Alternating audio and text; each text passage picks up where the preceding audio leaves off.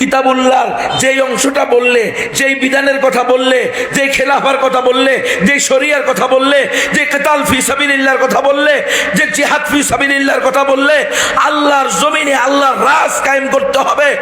ইসলাম শুধু মাহফিলে থাকবে না, ইসলাম শুধু মসজিদে থাকবে না, ইসলাম শুধু খানকায় থাকবে না, ইসলাম সমাজের রন্ধ্রে রন্ধ্রে প্রতিষ্ঠিত হবে। এই কথাগুলো বললে আপনি গুম হইতে পারেন, আপনি জেলখানায় যেতে পারেন, আপনার সন্তান এতিম হতে পারে, আপনার স্ত্রী বিধবা হতে পারে, আপনার বাবা মায়ের কোল খালি হতে পারে। আপনি শুধু ওইটুকু বলবেন যেইটুকু বললে আপনার জান মাল সম্পদ আপনি নিরাপদে থাকবে, আর যেইটুকু বললে এগুলো নিরাপত্তা হুমকি পড়বে সেগুলো বলবেন না। ফামা বাল্লাগতা রিসালাতা, এমন কাজ করলে আপনি রিসালাতের দায়িত্ব পালন করলেন না। গুম হব না খুন হব, জেলে যাব না ফাঁসি হবে, এই চিন্তা করার সুযোগ নাই। কুফর শিরিকের বিরুদ্ধে মুসলিম উম্মাকে সজাগ করতে হবে, এটাই নবীওয়ালা কাজ। সমস্ত নবীরা উম্মতকে শিরিকের প্রতি আহ্বান করে নাই। কি বলেন? শিরিকের প্রতি আহ্বান করছে।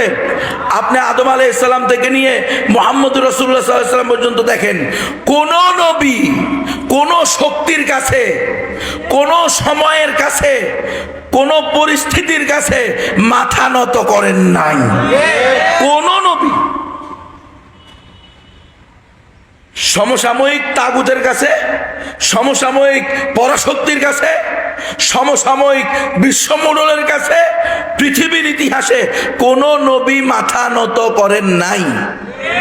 করছেন নাকি? কম্প্রোমাইজ করছেন? কোন নবী শিরিক কুফর করার অনুমতি দিছেন? উৎসাহ দিছেন? তাহলে আমরা কোথায়?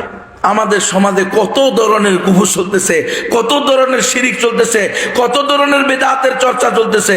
আমরা বলি যে না হুজুর, ওয়াজ এমন ভাবে করবেন যেন আল্লাহ বি খুশি রহে, শয়তান বি নারাজ না হো। ওয়াজ এভাবে করেন, সভাপতি সাহেব যেন অসন্তুষ্ট না হয়।